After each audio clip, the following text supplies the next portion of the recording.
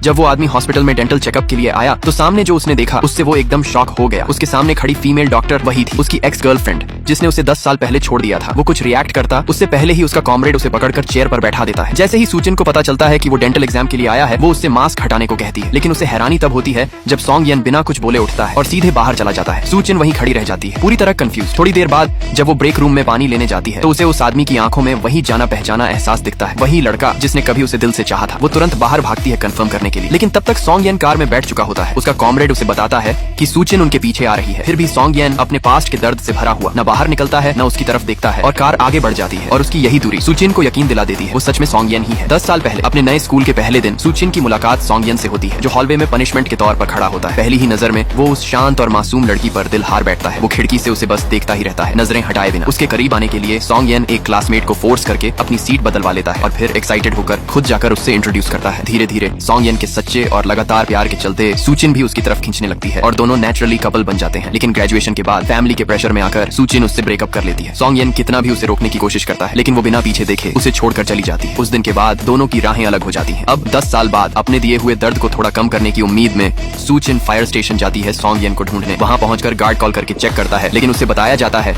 कि सॉन्ग यन वहां नहीं है। सूचिन मायूस होकर लौटने ही वाली होती है। तभी सॉन्ग यन का एक कॉलीग वहां डॉग फूड देने आता है। तभी सूचिन को पता चलता है यार्ड में जो कुत्ता है वो सॉन्ग यन का है। वो बाहर काफी देर तक खड़ी रहती है, बस इस उम्मीद में कि शायद वो बाहर आए और उससे मिले, लेकिन आखिर तक वो नहीं आता। हार मानकर सूचिन वहां से चली जाती है। वापसी के रास्ते में अचानक तेज तूफान आ जाता है। जब वो टनल से गुजर रही होती है तभी उसकी कार अचानक बंद हो जाती है। वो बार बार स्टार्ट करने की कोशिश करती है, लेकिन कार स्टार्ट नहीं होती। वो मदद के लिए कॉल करने ही वाली होती है, तभी पीछे से एक कार उसकी कार को जोर से टक्कर मार देती है। टक्कर से कार का डोर डैमेज हो जाता है और खुलता ही नहीं, और धीरे धीरे उसकी कार टनल में भरते पानी के साथ और अंदर की तरफ बहने लगती है।